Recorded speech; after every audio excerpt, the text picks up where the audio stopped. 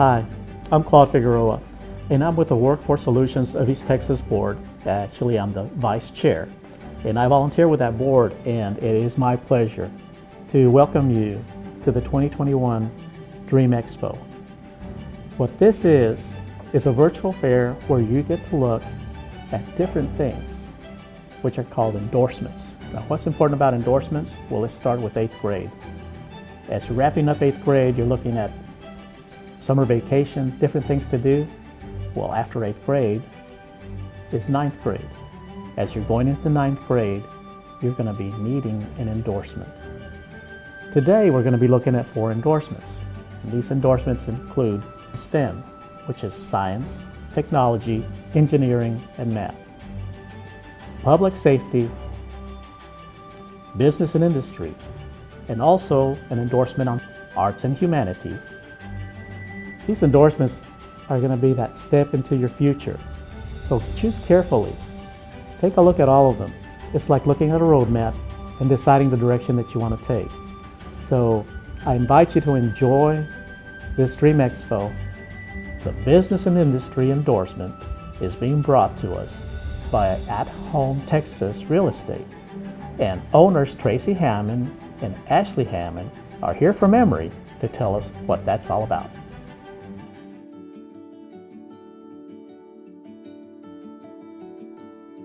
Typical day in the life of a realtor in the real estate business, a lot of times you start out checking your email, whether that be going into the real estate office or your home office, or everybody has their email on their cell phone these days, and that's one of the advantage of working in real estate. You can do it from almost anywhere as long as you have an internet connection. And so you start out checking your email, following up with anybody who has some questions or concerns about any of the transactions you have going on. And then a lot of times you move forward trying to make appointments for the next day or later in the week to set up showings or listing appointments or whatever people you've been talking to about the leads you've been working.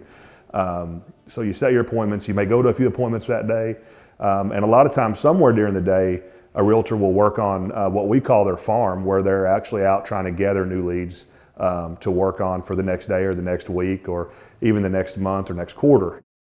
So a lot of people think that when you hire a realtor, you're hiring a salesperson. And while realtors do sell houses, that's really not our primary job. Our primary job is to educate our clients about what's going on, whether that be a buyer or a seller. A lot of people don't realize just how many laws are in effect today about real estate and things that you have to do when you sell a home. Certain things that you have to disclose, certain paperwork that has to be filled out. And if you go out on your own trying to sell a home and you don't fill out that document, just one simple document, you could be breaking the law, and there's some pretty stiff penalties involved in that. So if I was standing in front of you today talking about my career and choices and things that I've done to prepare and trying to help you understand if you were interested in real estate, like what would you do starting now to help prepare you for a future in that field? And I would say communication is one of the number one things that really needs to be worked on. And that's one of the number one complaints that we get in our industry, whether it be from clients, from other real estate agents, or from the vendors that we use, is that there's not good communication coming from a certain party. And so communication is such a big deal. Everybody needs to know, where the transaction is. And so I would really encourage you to work on that written and oral communication, talking to people, getting in front of people, shaking their hands, talking to them face to face. But as much as we text message today or we use those different apps, a good old-fashioned phone call really portrays information in a much better way. And so learning some of those phone etiquette, we don't teach that in school anymore. We don't really learn it at home either anymore, but phone etiquette is so important in this industry.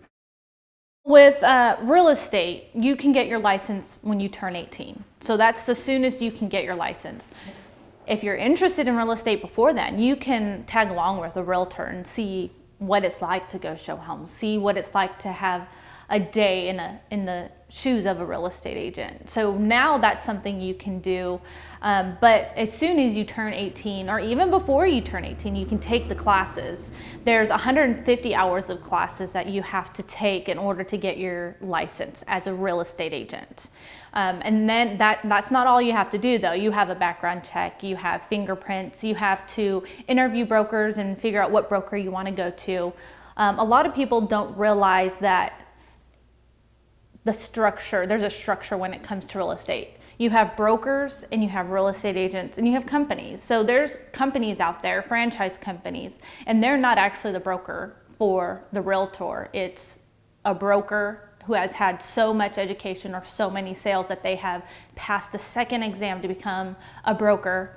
And then they have real estate agents underneath them, and that's who mentor them, teach them when they're brand new. And then there's the continuing education. As a real estate agent, we are required every 2 years to have legal and ethics. We also have contracts classes, and we have other classes that we can take. So it's not just a take a class, you're done, throw you out there, you're ready to go. It's every 2 years you're learning something new. There's new education out there. There's new laws being made about real estate. There's a lot of laws about real estate, and that's one thing why people hire a real estate agent, is because of the laws. We are knowledgeable in the laws, and we have to keep up with all of that in order to be successful. The reason why a lot of people would want to become a real estate agent is the flexibility. You can work your own hours however you want. You can work 9 to 3 because your kids are in school those hours, and then you can be with your kids and you don't have to worry about daycare or other things like that. But at the same time, you have to have the flexibility to be able to work on weekends, after hours. A lot of buyers, they work 9 to 5 job. So you just have to shift your hours around to where it's more flexible for you. But not only that, with real estate, you get what you put into it. So if you are working hard, you're making phone calls, you're communicating, it's going to come back tenfold. If you're just sitting at a desk looking on your cell phone, you're likely not going to sell anything.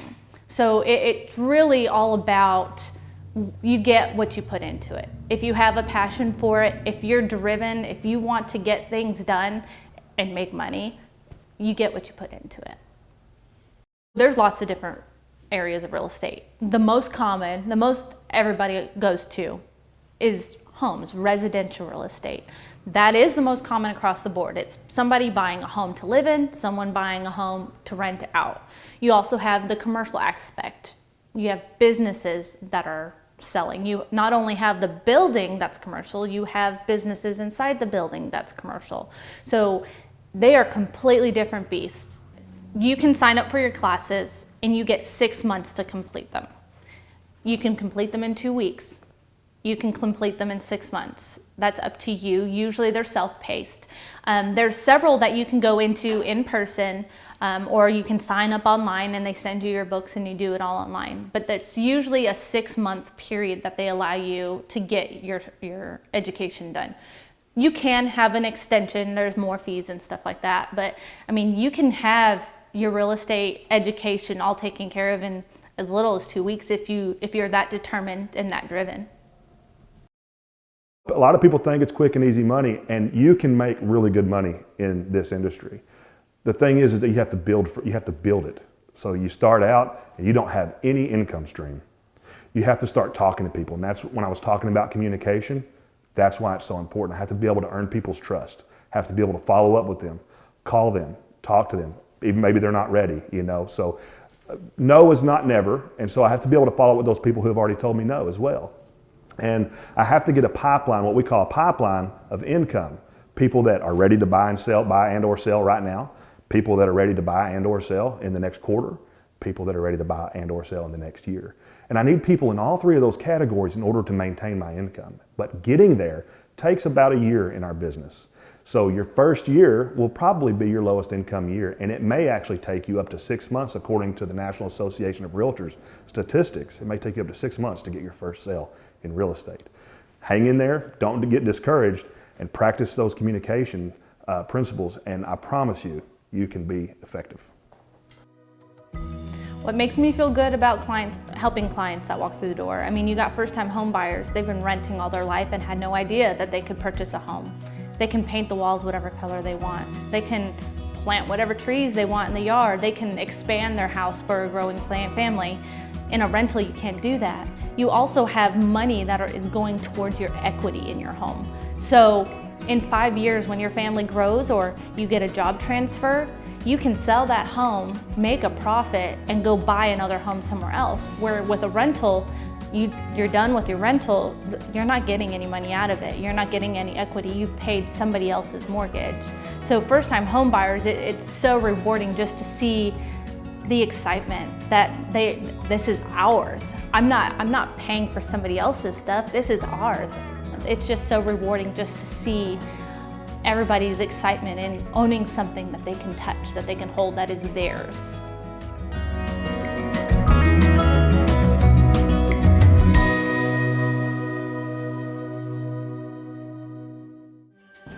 The STEM endorsement, which is science, technology, engineering, and math, is being presented to you by the Arc Force Manufacturing Equipment.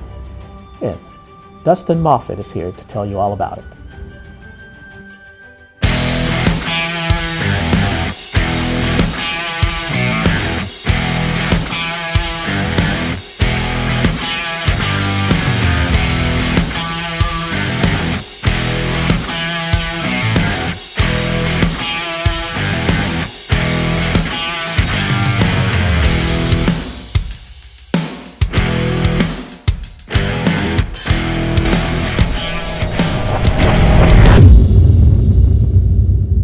Typical work day at Arc Force Manufacturing, we usually start about 8 a.m. and work till 5 p.m. Sometimes we can work weekends or some overtime depending on the load and kind of what we have going on. Some of the positives of manufacturing is the opportunities that you'll have, whether that be running a CNC machine that's computer controlled or welding, punching, bending. There's a lot of opportunities and different fields, and that also would be drawings. So if you're interested in computers and drawings, that would be one of them. The industry is really headed towards a lot of the CNC controlled machines. Some common entry-level jobs may be shop hand or shop help. You may be set up on running a shear or some type of other piece of equipment that doesn't require extensive knowledge, but that would be shown to you by your employer or a short class. Typically, people get into this career would attend a trade school or something hands-on. Although it's not necessary, it does open up the doors for other opportunities as you advance in your career. Most of the training that you would need would come from a trade school or maybe an employer. Most of it is going to be hands-on experience, and there really is no substitute for getting hands-on experience. As far as classes go, ag mechanics would be a good one to get into in school, especially if they've got a welding program or a class that would involve running a CNC controlled machine. Some schools do offer that, and that's just a big plus and step in that direction. Some of the skills that may be involved would be good hand and eye coordination, attention to detail, ability to read blueprints and other drawings depending on what field you're in. So if you're going to be running a CNC machine or doing drawings, attention to detail such as sizing and things of that nature makes a big difference. Some of the most common career paths are going to be welding. That's going to be a big one, and there's a lot of different welding that's out there, whether that be your MIG, your TIG, or stick, and that can be in a shop setting or out in a field. And other career paths would involve running machinery, such as your computer-controlled stuff, or punches, shears, and dies to produce a part. Some advice I would give if you're looking to get into this field would be to, of course, get into your ag mechanics if they offer that welding or plasma cutting. Job shadowing or reaching out to other companies that may have similar equipment would give you a good idea of what they're looking for and what to expect in that job field. We do offer on-the-job training. Majority of the people that start and work here are trained on the equipment that they will run. Each manufacturer has their own equipment and own computer-controlled equipment. And so, although it's all similar, it's all different. And so we would give on-the-job training. It does help to have a background in it, and that's where your ag mechanics, your school, different things you could take in school that would get you familiar with the equipment, or even your trade schools. When an applicant, we want to see somebody that's dedicated and willing to put the time and work in. The training, we'll offer the training and we will get that person up to speed on that specific piece of equipment, but we want to see attention to detail, we want to see some dedication, we want to see that you're willing to learn the equipment and to work. That's the biggest thing that just the dedication part would be the biggest thing. I would say probably the reason why, a lot of people may not think about this career or consider it is we're so used to having everything already done for us. So whenever you go and get something or you buy a product, it's already there, it's already done, it's packaged, and a lot of people don't realize what goes into actually making that product. And so every product that's made out there, whether it be made out of metal, plastic, or something else, come from a manufacturer. So that there's a business that is manufacturing that part and providing that to the consumer. And so manufacturing is a very important part of society. It's very important that we're able to come in and do these things and make these parts for people. Because without the parts, there's no product. Without manufacturing, there's no product. And a lot of people don't realize what actually goes into making some of this stuff. Right now, a big part of our business is the trailer industry. We cover a very broad spectrum of parts that we do, but the trailer industry is one of them. We produce a lot of trailer ramps. So our parts are all done in what we call fixtures or jigs, and essentially the parts are cut on the saw and plasma table, and then they go from the plasma to either the brake or they'll go straight to the welder. And the welder will take and assemble these parts in the fixture, and the fixture makes sure that they stay true and square. Once he's got it in the fixture, he'll start the bead and start welding up the part. The machine that we use to cut the majority of our parts is going to be a plasma cutter. The plasma cutter is going to be controlled by motor, so it's going to be a CNC controlled plasma cutter. Those parts are usually put on the table, and then the drawing is loaded into the machine. And then once the drawing is uploaded to the machine, it tells it where to go on the table, and then it begins to cut out the parts. It uses a mixture of electricity and air to actually form an arc, which will then pierce the metal and produce the part. The benefit of actually using a CNC controlled torch versus maybe a hand torch or something of that nature would be that the part is always within tolerance. Depending on the machine, it can hold maybe a 30-second or less on the tolerance, and you know that the part's going to be true and accurate every time it cuts.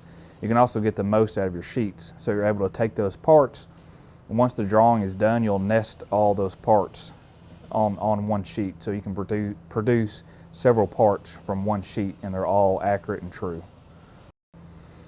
On the press brake, that just uses mainly force. So we'll put a part in it and it'll form that part depending on, if we want it to be a 45-degree angle, a 90-degree angle. Just depends on what we want it to do with the metal. Essentially, we'll load the metal in the machine. At that time, the press brake operator will cycle the machine, which will come down. Our particular machine has 225 tons of downforce, and that allows us to form different thicknesses of metal.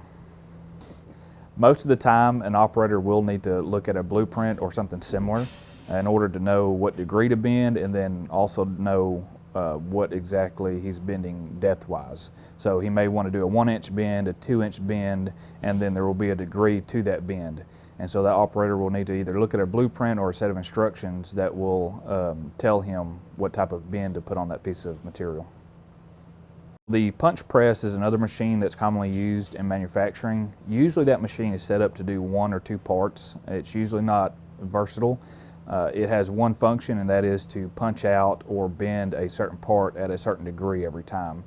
Usually we use these machines whenever there's multiple parts or a lot of parts that need to be done, and they're all exactly the same. So this helps cut down on time, and it's very efficient. On the shear is used whenever there's multiple parts to cut at the same length. It's more efficient than the plasma just due to how quick it is. So the backstop can be set, whether that be again at a 1-inch, maybe it's a 15-inch, anything in between. We'll take a part and we'll run that same part over and over again. That will allow us to do it quickly and efficiently, and it doesn't leave any type of edge, or it doesn't leave a slag or anything like that the plasma may leave. So a lot of businesses that come to us, they're in need of a certain part. we will produce that part for them. So whether that be something as simple as just a bent part, maybe something that's got holes in it, really the sky's the limit when it comes to what we're able to produce here for that client. Most of the time, the client that comes to us is looking for multiple parts over and over again. So they may come to us and want anywhere from 1,000 to 100,000 of these same parts. That part will then be put with something else they're doing and then complete the product, whatever product that may be. So we'll do a bent part for them that is in return they will take and weld it to or fix it to another product to make a complete part.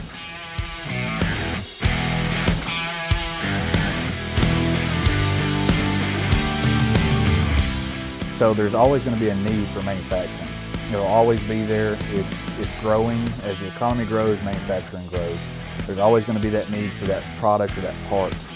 And it's very important that we continue to move in that direction of producing parts, manufacturing parts here in the United States.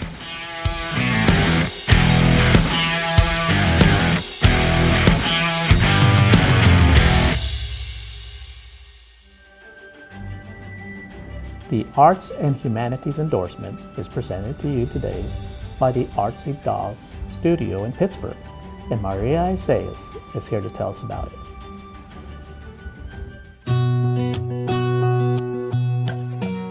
All my art is created with the real life reference photograph of the pet. So I can basically, redraw something digitally, having that reference. Artsy Dog Studio, I started back in 2006. Started with the simple idea of my older dog, Chewy, who I had fear of losing. I thought I want to create something special for him. I created a poster of him, and then friends, family started looking at this poster, and I started getting requests.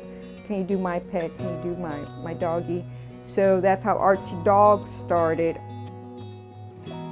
Most recently, in the last year, I've incorporated all types of farm animals, and slowly but surely I can, create a portrait of any pet if I have a good reference photos. I like to put people's ideas down on paper, graphics. It's drawing basically. All my work is done digital. It's all digital work.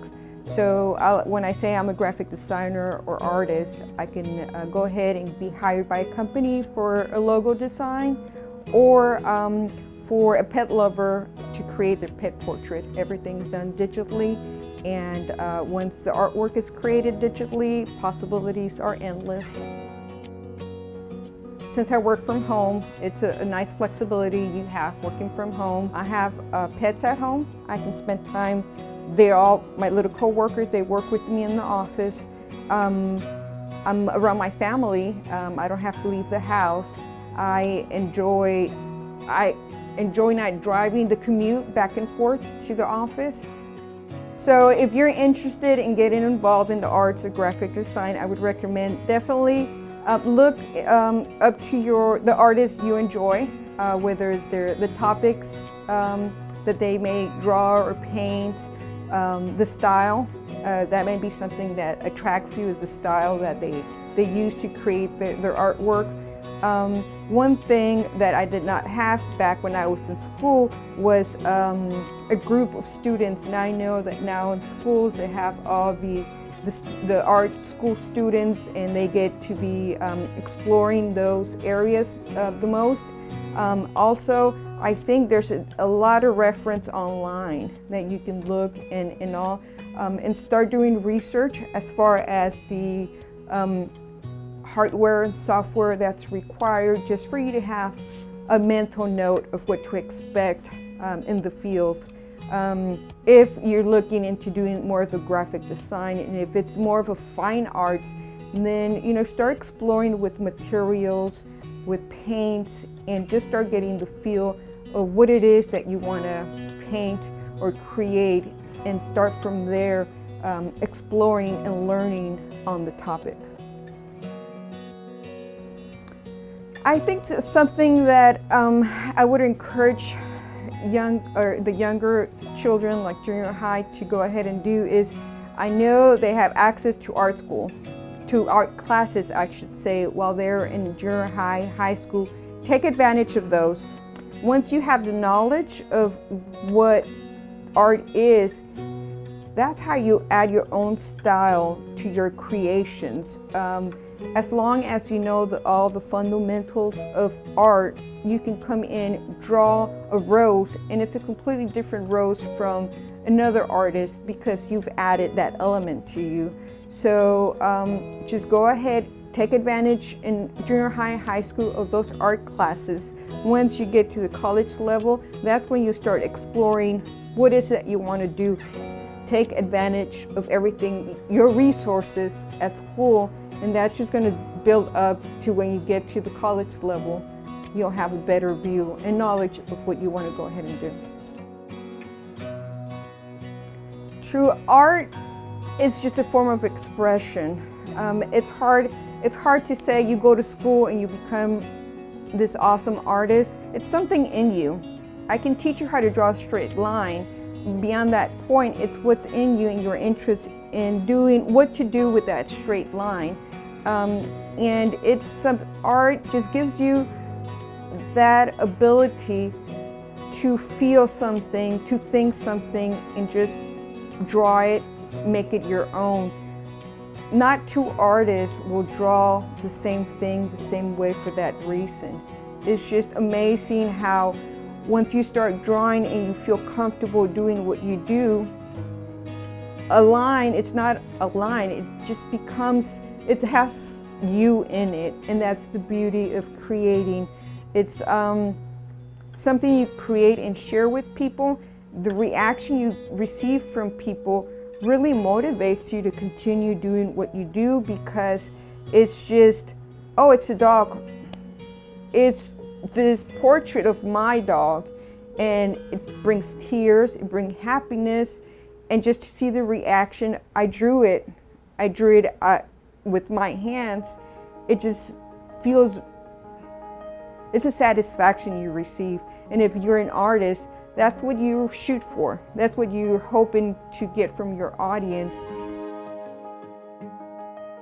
Each pet I draw, I get their name, their hobbies, what their favorite toy is, and like a little background. And when I'm creating and drawing, I'm thinking about all those things. So for me, it's a special little moment for my drawing session, just thinking, oh, he's fun, he likes playing ball. And that kind of helps me, motivates, and it's just something that comes out with each drawing, and it's something that I really enjoy when I get a pet portrait and I get a little bio. I call it a little bio on the pet, and it just helps for me to just think about the pet and put it on all together. So my number one advice, if you're interested in taking this career path as a graphic designer or artist, is do some research. Find out what it is that you're interested in. Do you want to just do, the occasional project for a family member or friend? Do you want to actually make income out of your creations? Like I always think there's two ways you can go. You can branch off and have your own studio, be your own boss, how much work you have, how much you want to produce, or you can just get all your education and work somewhere as a firm or a big studio. My path I took was becoming my own small business, Archie Dog Studio. From there, I have other possibilities. I have online stores. So whatever it is that you enjoy, you will have the audience for that. And that's what I say. Never let no one say you don't have what it takes. Your straight line can go just anywhere. It's not going to be the same as no one else. And that's unique about you as an artist, to bring that to life.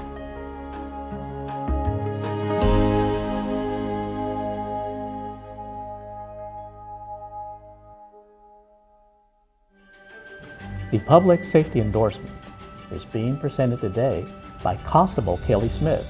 and Mata. They're here representing the Wood County Constable Precinct 2.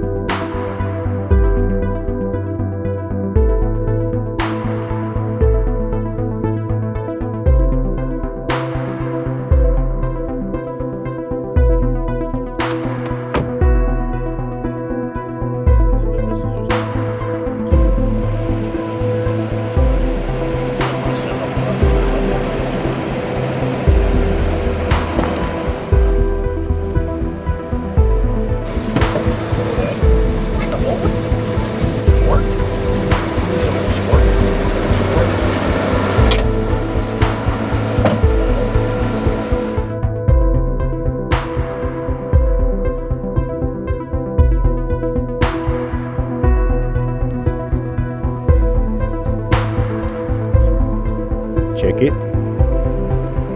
Come on, check it.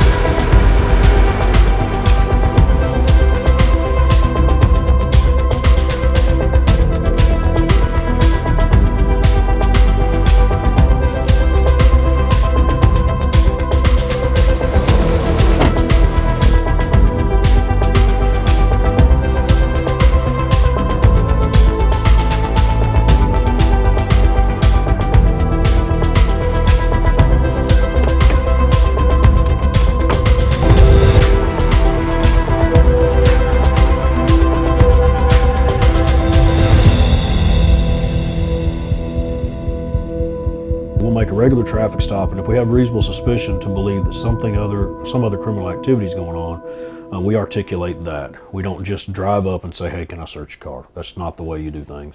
But what we do is we will talk to them, and depending on what they've got going on, we'll make a decision based on that reasonable suspicion if we believe that we need to ask for consent to search the vehicle. If they say no, we don't have the right to go in that vehicle if they say no, unless there's other probable cause items that exist in plain view or what have you. But what we do with that is it's an open air sniff, so the dog actually sniffs the odor around the air around the vehicle for any kind of odor. And if there is, he'll alert. He'll either, it's called a change of behavior, and he'll either lock, like we saw, or he will sit, but it's a true change of behavior that's documented with all of our training records. Everything we do is based on training records. And then whenever he alerts on the vehicle, that gives us probable cause to search the vehicle. And then we can go in and search and see if there's any narcotics or contraband in the vehicle with that. A lot of times we will find it, we'll search the vehicle ourselves, but if we know that something's there and we're just not finding it, such as we had an officer one time search the vehicle for 45 minutes, couldn't find anything. He called the dog out. He had probable cause, so he didn't need the open air sniff. He just needed a search because he thought it was there. And the dog found the narcotics hidden in the receiver hitch. So the vehicle was searched and searched and searched, but when the dog showed up, she actually found the drugs in the trailer hitch. On a missing critical track, that's a track to where the person is at. We'll show him the last known location where he was seen, the missing person seen. And those tracks may be 10 minutes old, they may be an hour or even older. The longer the track, based on the weather, the heat, if there's snow, rain, all of those things come into play, wind direction and things like that. So we'll post Mata up on where the last known location was at. We'll take him, and he will be on a 15-foot lead on his harness, and then he'll basically track. He follows disturbed vegetation and human odor. So one of those two things is what he's after. So he can also do hard surface tracking, which is through a parking lot, because then he's finding the scent particles that the human leaves behind. And he's on a long line on purpose because we don't want that person, because they may be combative at the end. If they've got issues that they're dealing with, or maybe a mental handicap, that they're violent at the end or don't want to be found, they're still a missing critical. So we'll find them with no damage, nothing even close to them, and that's why we'll reward with a toy at the end. We train every day. And once a week we train for 8 to 10 hours in one setting with a group of other canines in the area as well, and we push them to their limits. How you doing? All right. Good. Constable Smith, Wood County Constable's Office, had a call, suspicious person out here. What's going on? Nothing, just walking around. Okay, get your driver's license on you real quick. So the criminal apprehension is a bad guy track. Say somebody jumps out of a vehicle on a traffic stop, wanted felon. There's certain parameters that by policy we have to meet before we deploy the dog. I'll run you. If you're clear, you're free to go. Okay. Okay, be right back with you. If we have somebody that runs from us, the criminal apprehension side, we can deploy the dog in order to apprehend a fleeing person, be a Class B misdemeanor or above. That's officer discretion. Normally he is utilized primarily for felonies, but sometimes also if we have somebody running, then obviously they're running for a reason. So we just have to weigh the pros and the cons. Police, stop! I'll release my dog! Oh, God! And then at the end of a criminal apprehension, if the person is passive and he gives up, then obviously there's no true apprehension. It's just a find or a track, and then we take them into custody. Stop fighting my dog! Stop fighting my dog! There's a lot more positives than there is negatives. If you're doing your job the right way, if you're accountable for every action you take, and if you're following the letter of the law, there's very few negatives. There's always going to be people out there that are going to say you're doing your job wrong, but we know how to do our job based on the training we've received. In high school, find something you enjoy.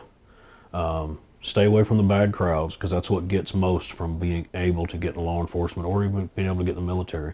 If you're running with a bad crowd, you need to stay away from them. And team up with your parents. Your parents are there for you. And as you follow their advice, although it may be hard in your teenage years, because I've had 3 teenagers and have teenagers, but build that relationship with your parents because they're there for you. If you don't have that relationship with your parents, or you don't even have parents available, find a mentor in your community through church, through your teachers, through your coaches, and find somebody you can cling to that's going to take you down the right path. Find out if you enjoy what you're going to do first.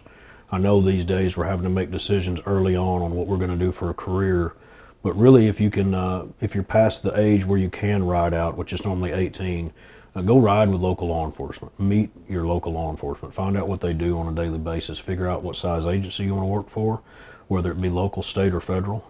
And each one of those entities will have education requirements, being bachelor's degree, or if you're local, a lot of the local is just high school diploma.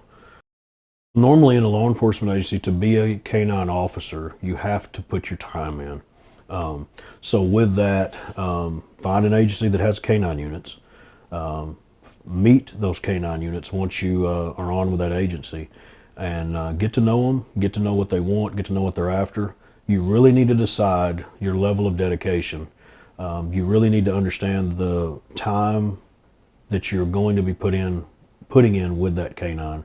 There's bonding involved. They're a part of your family.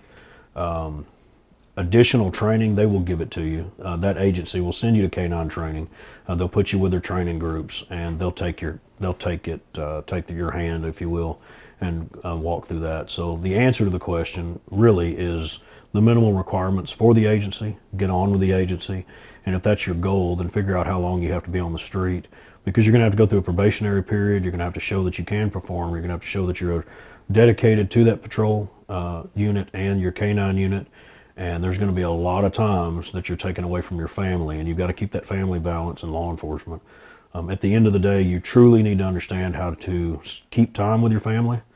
God first, family second, and then it's a job. And you really need to keep that balance, because if at any time those are out of whack, then you're going to pay the price for that.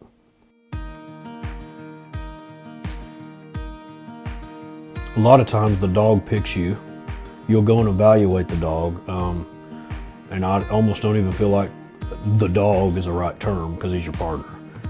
If you have a dog that's truly for apprehension only, say a SWAT type dog, then socialization is not necessarily something that's important. In my role, socialization is very important, because I go around to all the schools in the county, and we do demos all the time. And the dog, they can pet him and socialize with him, And they build, to me it's a bridge. You can build that bridge with the community through the dog.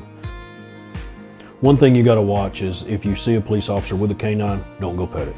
Ask the handler. If you can, approach the dog because he is a working dog. And depending on the dog and depending on the handler, he might not be able to be approached. People still ask me if they can pet my canine, and with him, he's very social. But in the wrong environment, if the person has the wrong demeanor, these dogs can pick up a bad person quicker than we can a lot of times. And he lets me know when somebody walks up to the truck that something's wrong. He knows when I'm out on a traffic stop if something's wrong. His demeanor changes. If there's somebody walking around or there's problems, somebody yelling or screaming or whatever, he knows something's wrong. So their judgment of people is just about always right. There's some people that he meets and I can tell by his demeanor if they want to pet him. I can just say, oh, no, not today, because he tells me in his body language and demeanor whether that's not a good idea. But 99% of the time he can be approached. He's very friendly, as we saw. He likes visiting, he likes socialization. If you ride in the truck with us, you're gonna get a bath. He'll lick you to death. But in the same sense, when he gets out of the truck, he's nothing but business, and we saw that.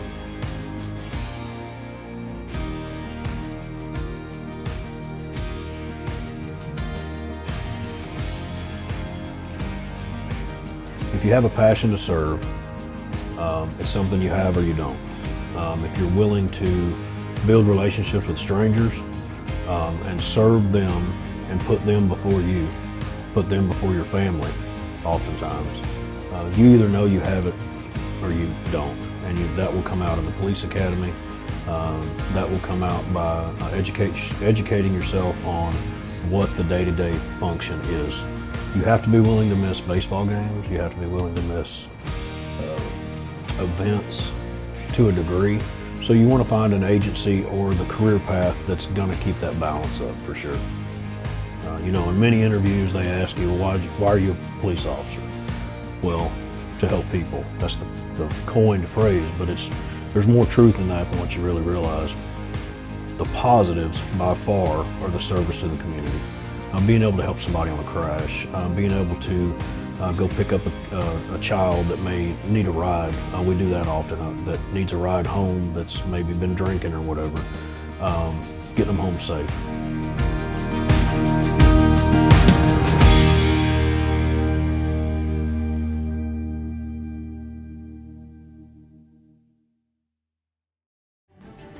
I hope you enjoyed today's virtual Dream Expo. And I hope that each one of the steps that you looked at helped you decide which direction you might want to go. There's so much out there, and you're at a perfect opportunity to look at your future and decide which way you want to go. So I thank you for participating, and again, I wish you a happy journey and a successful journey as you go into the 9th grade and through the rest of your career.